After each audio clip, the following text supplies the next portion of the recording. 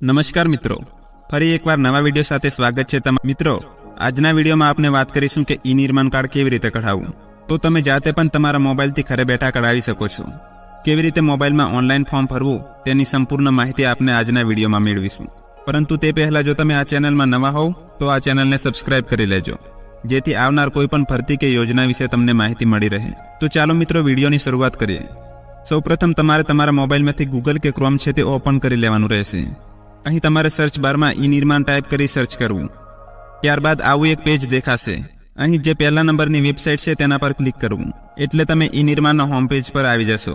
તમારે નવું ઈ નિર્માણ કાર્ડ બનાવવાનું છે, એટલે અહીં જે પ્લીઝ રજિસ્ટર હિયર એવું લખેલું છે એના પર ક્લિક કરવું. હવે મિત્રો, તમારી સામે આવું એક પેજ ખુલી જશે. અહીં તમારે રજિસ્ટ્રેશન કરવા માટે જરૂરી વિગતો ભરવી પડશે. અહીં તમારે આધાર કાર્ડ પ્રમાણે પૂરું નામ લખવાનું રહેશે. હવે ઘણા બધા મિત્રોને એક પ્રશ્ન હોય છે કે કોનું નામ નાખવું. તો કે તમારા કુટુંબમાં જે પણ મુખ્ય વ્યક્તિ હોય તેના નામનું ઈ નિર્માણ કાર્ડ બનાવવાનું છે, એટલે એનું નામ નાખવું.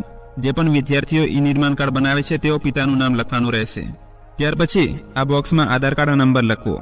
જેન્ડર છે તેમાં મેલ કે ફિમેલ સિલેક્ટ કરી લેવું. પછી અહીં તમારે તમારો મોબાઈલ નંબર ટાઈપ કરવાનો છે. ત્યાર પછી અહીં ઈમેલ આઈડી લખવી હોય તો, નહીં તો ફરજિયાત નથી. અહીં પાસવર્ડ છે તે તમારે બનાવી લેવાનો રહેશે. ફરીવાર અહીં કન્ફર્મ પાસવર્ડમાં તમારે એ જ પાસવર્ડ નાખવો. આ પાસવર્ડ તમારે યાદ રાખવાનો રહેશે, કારણ કે આગળ જ્યારે લોગિન કરવાનું થશે ત્યારે આ પાસવર્ડ માંગશે.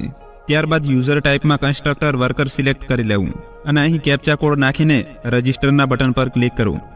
અહીં તમારી ડિટેલ છે તે સાચી છે કે કેમ એવું પૂછશે. જો કોઈ વિગત ખોટી લખાઈ ગઈ હોય તો કેન્સલના બટન પર ક્લિક કરી સુધારો કરી લેવો, અને જો બધી વિગત બરાબર હોય તો કન્ફર્મના બટન પર ક્લિક કરવું. જેવું તમે કન્ફર્મના બટન પર ક્લિક કરશો એટલે તમારી સામે એક આવું પેજ ખુલી જશે, જ્યાં લખાશે રજિસ્ટ્રેશન સક્સેસફુલી, અને તમારું લોગિન યુઝર આઈડી છે તે તમને મળી જશે. એટલે અહીં તમારું રજિસ્ટ્રેશન છે તે થઈ ગયું છે. હવે અહીં તમારે યુઝર આઈડી નાખવું અને નીચે પાસવર્ડ નાખવો, જે તમે રજિસ્ટ્રેશન કર્યું ત્યારે બનાવ્યો હતો એ પાસવર્ડ, અને આ બોક્સમાં કેપ્ચા કોડ નાખીને લોગિનના બટન પર ક્લિક કરવું.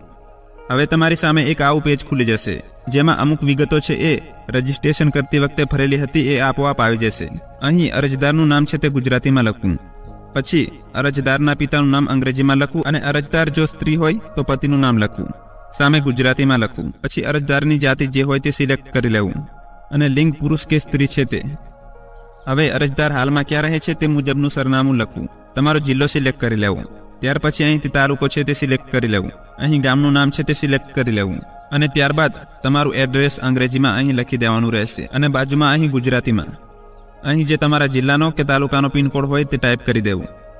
ત્યારબાદ અરજદારનું કાયમી સરનામું અને હાલનું સરનામું એક જ હોય તો અહીં ઉપર મુજબ એવું લખેલું છે તે બોક્સમાં ટિક કરી દેવું, એટલે ઓટોમેટિક ઉપર છે એવું નીચે પણ લખાઈ જશે. અને જો કાયમી સરનામું અને હાલનું સરનામું અલગ અલગ હોય તો તે મુજબ તમારે લખવાનું રહેશે, અને પછી અપડેટના બટન પર ક્લિક કરવું, એટલે તમારી પ્રોફાઇલ છે તે અપડેટ થઈ જશે.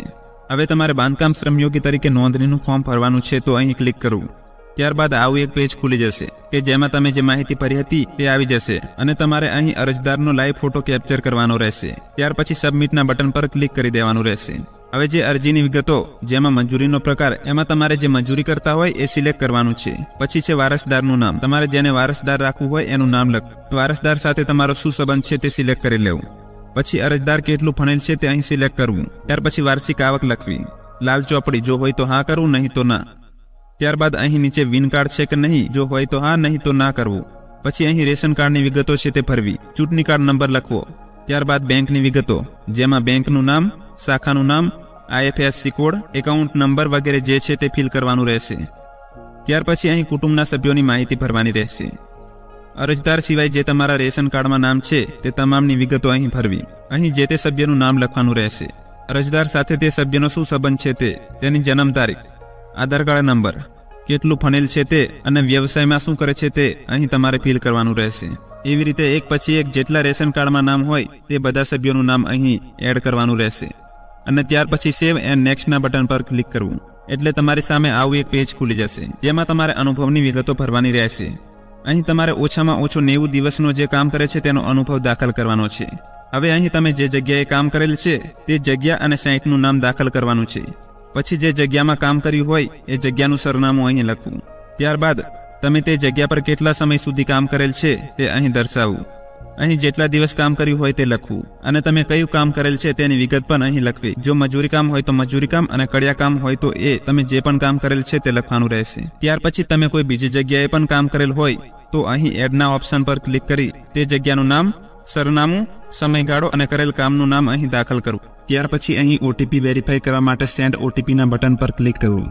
એટલે તમે જે મોબાઈલ નંબર નાખેલ હશે તેના પર એક ઓટીપી આવશે. અહીં વેરીફાઈ વિથ ઓટીપી પર ક્લિક કરવું. ત્યારબાદ અહીં ઓટીપીના બોક્સમાં ઓટીપી દાખલ કરી વેરીફાઈ ઓટીપીના બટન પર ક્લિક કરવું.